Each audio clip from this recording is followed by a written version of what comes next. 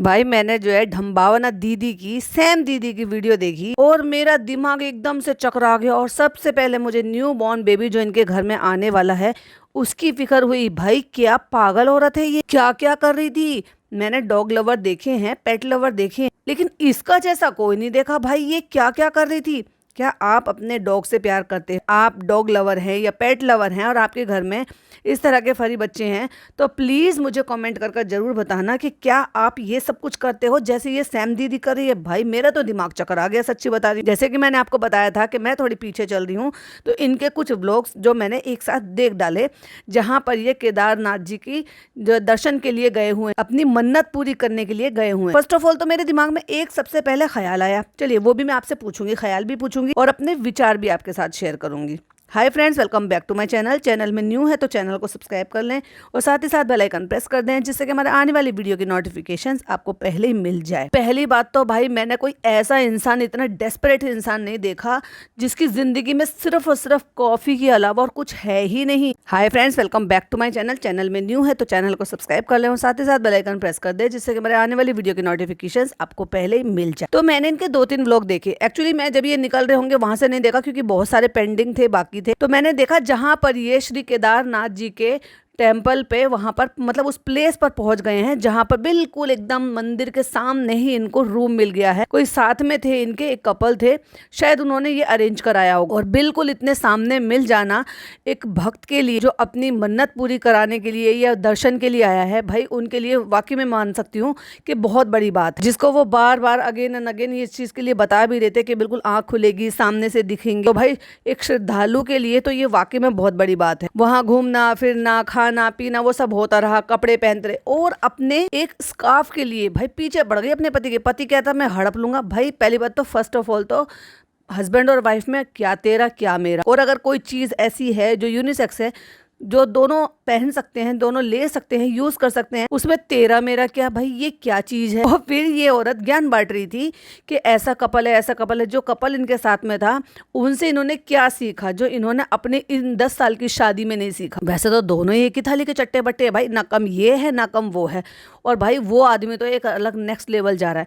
मतलब मैं सोचती हूँ कि चलो इसमें औरत में मैच्योरिटी नहीं होगी पर आदमी में मैच्योरिटी होगी, क्योंकि वो जहां से निकल कर आया है, जितना स्ट्रगल के बाद वो सब कुछ कर रहा है। हालांकि सुनने में तो यही आता रहता है कि स्ट्रगल के पीछे भी मतलब ये भी एक तरीके का मैन चाइल्ड ही है और दिखता भी है बहुत सारी बातों में। जहां ऐसे में कि इनके घर में बच्चा आने वाला है, इनको मैच्योरिटी दिखानी चाहिए। वहां अपने लिए सनग्लासेस खरीद रहा है, नए कपड़े खरीद रहा है, बूट पहन रहा है कि मैं बूट ऐसे पहनता था वैसे पहनता था। जहां बच्चे के लिए जिम्मेदारियां अब ये करनी चाहिए। अब देखो, अब अगर कोई ऐसा एक्टर है और उसकी कोई शूटिंग चल रही है तो चलो तुम ये सब कुछ करते हुए नजर आते हो क्योंकि ये तुम्हारी अर्निंग सोर्स का पार्ट है या तुम्हारी जो जॉब है उसका पार्ट है। तुम तो एक राइटर हो, तुम्हें उससे बूट पहनने से, नई शर्ट पहनने से, अपना लुक बनाने से फिलहाल के लिए तो कोई मुझे नहीं लग रहा कि फायदा होगा। हाँ, अगर तुम्हारा सॉन्ग आ रहा है, तुम उसमें जो कुछ करे, मतलब लाइक एज एन एक्टर कि आप उसमें कुछ पार्टिसिपेट कर रहे हो, तो चलो आप लुक पर काम कर सकते हो, चीज़ों पे काम कर सकते हो। आए दिन इनके यहाँ पे भी ऑनलाइन पैकेज आते रहते हैं, कभी कुछ कभी कुछ कुछ कुछ मंगाते ही रहते हैं, घर के लिए भी पर्सनल लिए भी। और पर्सनल तो मैंने देखा है भाई, जो इनका बेबी है ना, मेल बेबी, एक तो इतना कंफ्यूजन हो रहा है कि समझ में नहीं आ रहा ढंबावना बेबी किसको बोल रही है, आने वाले बेबी को बोल रही है या फिर अपने बेबी को बोल रही है। तीनों बेबी हो रहे हैं। अब इनको कैसे भाई साहब डिस्क्राइब करें कि कौन से बेबी के बारे में बात हो रही है। तो इतना सामान अपने लिए, पर्सनल शॉपिंग, ऐसे मैंने क्या कहा, इनके घर में बच्चा नहीं आ रहा है, ऐसा लग रहा है इनके घर में एक शादी होने वाली है, उस शादी की तैयारियां चल रही हैं। जबकि आप सबको पता है, आप सबने देखा होगा, जाना होगा, समझा होगा, जिनके घर में नहीं भी अभी हुए हैं या जो अभी शायद इस लायक नहीं है, तो शायद आने वाले वक्त में ये सारी चीजें होंगी। बट अपने आसपास अपनों में, अपनों के बीच में ये सारी चीजें देखी होंगी कि जब एक बेबी आने वाला होता है ना, तो बेबी के वेलकम के लिए क्या क्या तैयारियां ये सब कुछ करनी होती है। और यहाँ तो भाई अपनी शॉपिंग ही नहीं खत्म हो रही इनकी। खैर वो तो एक अलग चीज है। तो उसमें क्या दिखाया कि एक स्कार्फ इन्होंने पहना हुआ था। मैं तो ये हड़प लूंगा बेबी, ये मैं नई बेबी मैं नहीं दूंगी, सोचना भी मत, मेरा है, इसका है, उसका है, एक स्कार्फ के लिए। और फिर कहता है, और छी कितना गंदा लग रहा था, और उस स्कार्फ पे खाना खाते हुए कुछ चाशनी गिरा दी, उसको उंगली से निकाल के चाट रहा था, जबकि बहुत देर पहले खाना खाया था। भाई क्या गंदगी है ये। है और गंदगी का तो नेक्स्ट लेवल पार कर दिया। पॉडकास्ट को ध्यान से सुनते रहिएगा, आगे शेयर करूंगी और कुछ सवाल आते हैं जो मैं आपसे भी पूछूंगी। तो वहां से उससे उंगली से निकाला, उसको मतलब टच किया और चाट लिया। बेबी कहती मैं तुम्हें छोड़ूंगी नहीं, मैं तुझे बहुत मारूंगी, बहुत पीटूंगी अगर मेरे स्कार्फ के साथ कुछ किया तो। एक कपल है, उनके साथ घूम रहे हैं, फिर रहे। अच्छा, ये कहीं जा रहे हैं तो बेबी इनकी आगे चल रही है।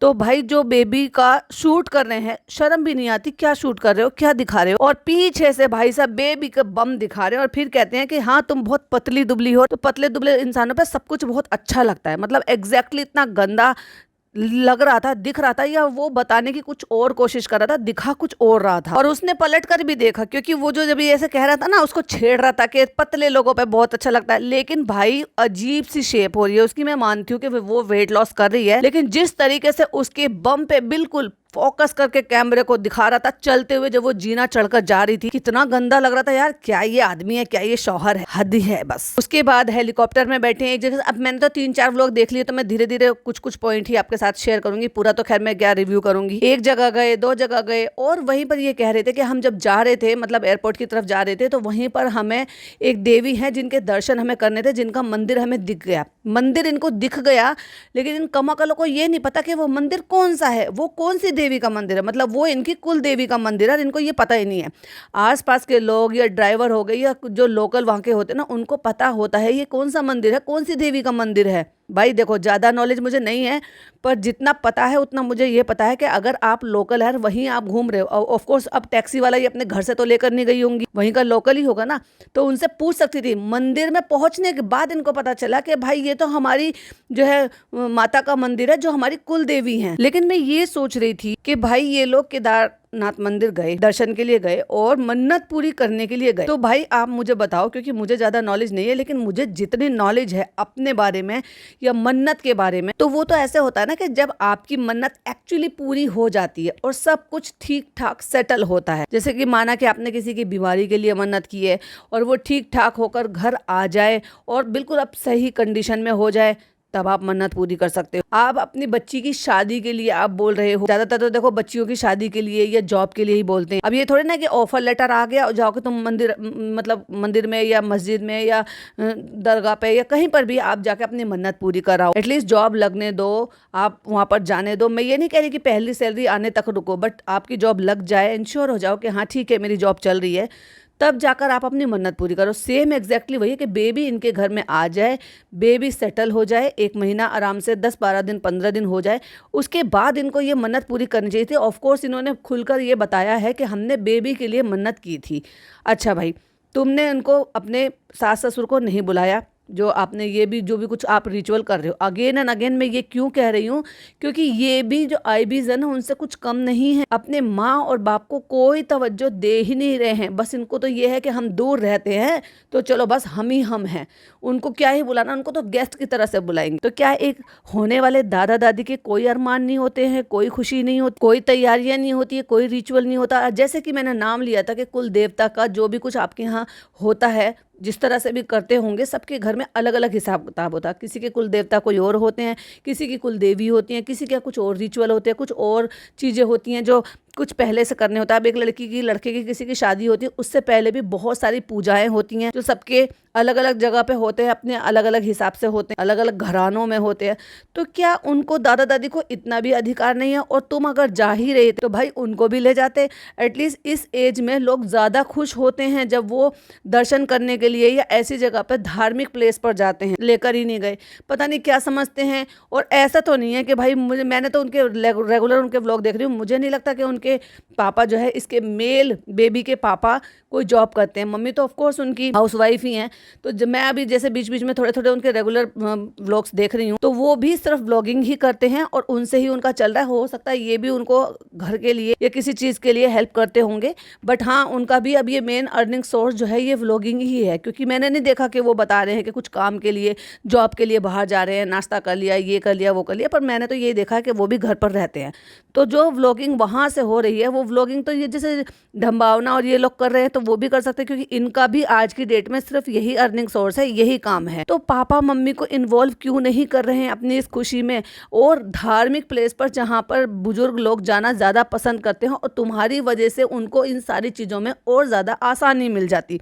फिर भी उनको नहीं पूछ रहे। बहुत ही ज्यादा नकचड़ी और चिड़चिड़ी औरत है ये। खैर उसके बाद फिर ये वापस वहां पे मतलब उसमें तारीफ करी, एक जगह से दूसरी जगह पहुंच गई है। तो जो कपल इनके साथ में थे उनकी जो अच्छाइयां देखी हैं इन्होंने, अच्छी बातें देखी हैं उन्होंने, यही कह लो कि उनके दोनों के बीच में जो अंडरस्टैंडिंग देखी है उससे ये बहुत इंप्रेस हुई और ये तारीफ कर रही थी। तो भाई सोच कर देखो कि इनमें कितनी कमियां होंगी जिनमें वो सारी चीजें अगर उन हस्बैंड वाइफ में इसको दिख रही है और उसके बाद ये बता रही है कि बहुत कुछ सीखने को मिला, ये हुआ।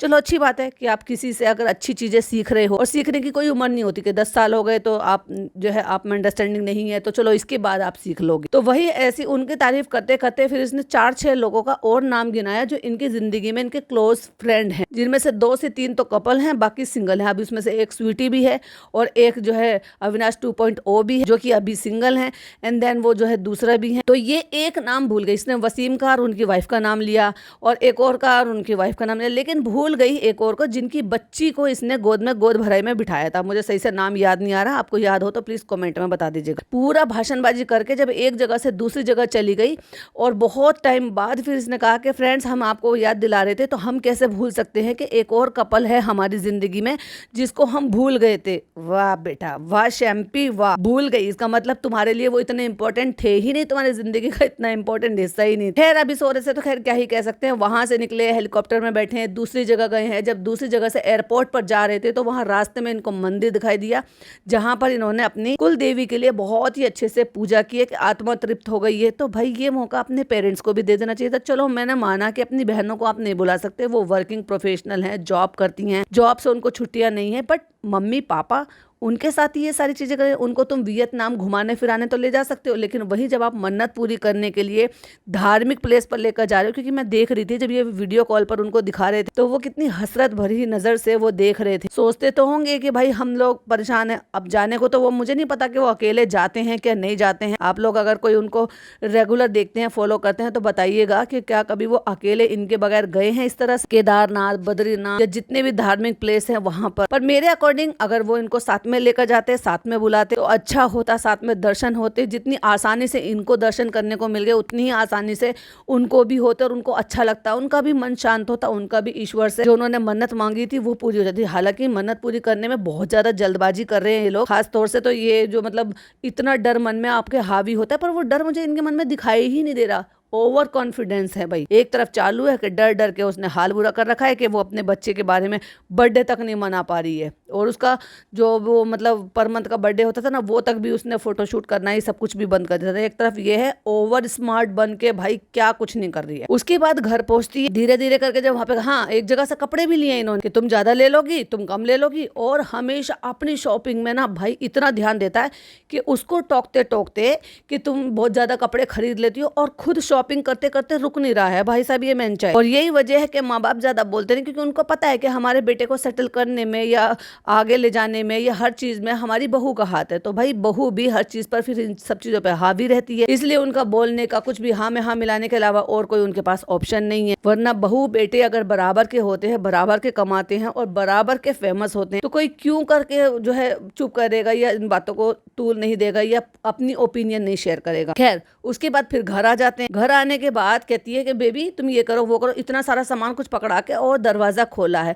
और जो फिर पगलाई है भाई ये सैम दीदी, मतलब मैंने नहीं सुना, अभी तुमने स्टार्टिंग में सुना होगा कि मैं बोल रही थी कि मुझे आपसे कुछ सवाल पूछने हैं। तो एक तो वही कि क्या इस तरह से मन्नत जो है वो पहले ही पूरी कर दी जाती है? क्या ये बेबी आने के बाद फिर से जा पाएंगे? क्या इन्होंने ये मन्नत मांगी है? क्या इस तरह की ही तो मन्नत मांगते हैं कि भाई हमारे बेबी आ जाए, ठीक ठाक से हो जाए, हम माँ बाप बन जाए, हम अपने बेबी को दर्शन कराने के लिए करेंगे। हमने तो यही सुना है, ज्यादातर यही सुना है कि हमारी गोद भर दो, हम बेबी को लेकर आएंगे आपके दर्शन कराने के लिए या आपके मज़ार पर दुआ कराने के लिए या दुआ करने के लिए, मतलब जिस तरह से भी मांगते हैं, जैसे भी मांगते हैं, नौकरी के लिए हो गए, बच्चों की शादी के लिए हो गए या किसी और चीज़ के लिए हो गए, हरी बीमारी के लिए हो गए, तो ये अपना वहाँ पहले से पूरे कर कर आ गए हैं। क्या आपको लगता है कि इसको अपने पेरेंट को लेकर जाना चाहिए था अविनाश, या आपको भी मतलब ये लगता है कि नहीं ऐसा नहीं है, चल जाएगा, कोई बात नहीं, इट्स ओके, उनका जाना ना जाना कोई मैटर नहीं करता है? कि मेरे मन में थॉट आते हैं, मैं आपके साथ शेयर करती हूँ, फिर मैं आपकी ओपिनियन जानती हूँ कि क्या मैं जो सोच रही हूँ क्या मैं वो सही सोच रही हूँ, जो मैं आपके साथ शेयर कर रही हूँ, आपकी ओपिनियन क्या है। एंड देन उसके बाद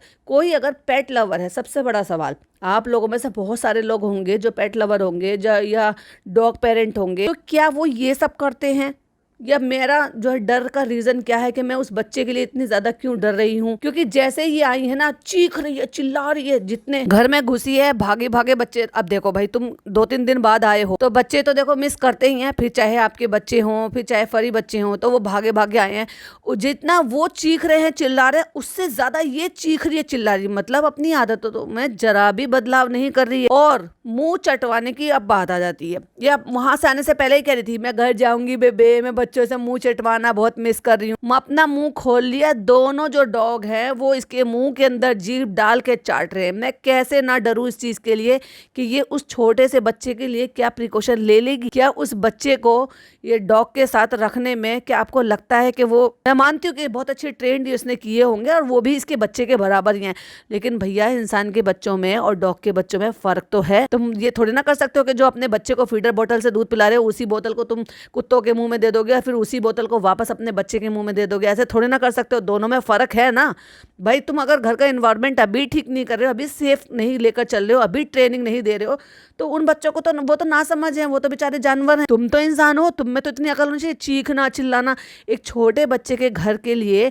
कितना एनवायरनमेंट और सब चीज़ों का ख्याल रखना पड़ता। हाँ, अगर ये इन सारी चीज़ों को कैरी करती आ रही होती इतने टाइम में, तो ये धीरे धीरे अपने आप अंदर से फीलिंग आती। लेकिन वही जैसे मैं कह रही हूँ कि रेडीमेड बच्चा, मैं उसको बिल्कुल भी गलत नहीं कह रही हूँ, लेकिन उसकी वजह से इसके अंदर फीलिंग नहीं आ रही है, उसको मैं बार बार अगेन एंड अगेन कहूंगी। ऊपर से नॉलेज किसी चीज की नहीं है, पूछती कुछ है नहीं किसी से भी। और पहले दोनों बच्चों को ले लिया, दोनों बच्चे मुंह चाट रहे हैं, उसके बाद जमीन पे लेट गई है मुंह खोल के, और दोनों बच्चे जो है, दोनों कुत्ते जो है इसके मुंह के अंदर जीभ डाल डाल के इसको चाट रहे हैं। अब बताओ, अगर कल को छोटे बच्चे के साथ भी ये बेबीज यही करेंगे तो क्या उस बच्चे के लिए वो सही रहेगा?